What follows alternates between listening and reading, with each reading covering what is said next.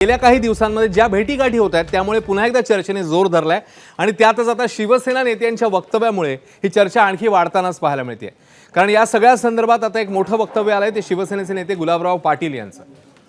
Rashtrawadi NDA सोबत जाणार आणि दोन्ही राष्ट्रवादीचं विलीनीकरण होणार या चर्चांना उधाण आलेलं असतानाच आता शिवसेनेच्या नेत्यांच्या या विधानामुळे चर्चेमध्ये हवा भरली आहे। एनडीएमध्ये येण्याआधी दोन्ही राष्ट्रवादीला भाजपकडून विलीनीकरणाच्या सूचना मिळाल्या आहेत असा दावा शिवसेना नेते गुलाबराव पाटलांनी केला। तिकडे एनडीएकडून कोणतेही निमंत्रण मिळालेलं नाही आणि आम्ही जायचा प्रश्नच नाही असं स्पष्टीकरण पवारांची राष्ट्रवादी आणि पवारांची राष्ट्रवादी सत्तेत गेल्यास जयंत पाटलांना अर्थखातं मिळणार का असं तर्कवितर्कांना उधाण आलेलं असतानाच जयंत पाटील यांनी मात्र कोपरखळी मारली। त्याचवेळी दोन्ही राष्ट्रवादीचं विलीनीकरण होणार अशी चर्चा आहे।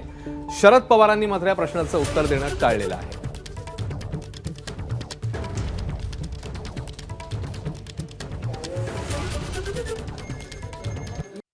जयंत पाटील एनडीएच्या सरकारमध्ये सामील होतील आणि हो, मला आत्ताच एक माझ्या दिल्लीच्या मित्रांना बातमी सांगितली काही तर गोड बातम्या येणार आहेत। बघू आपण, मी वाट पाहतो स्वागत करत कुणाचं एनडीए जे येतील त्याचं स्वागतच करू नये।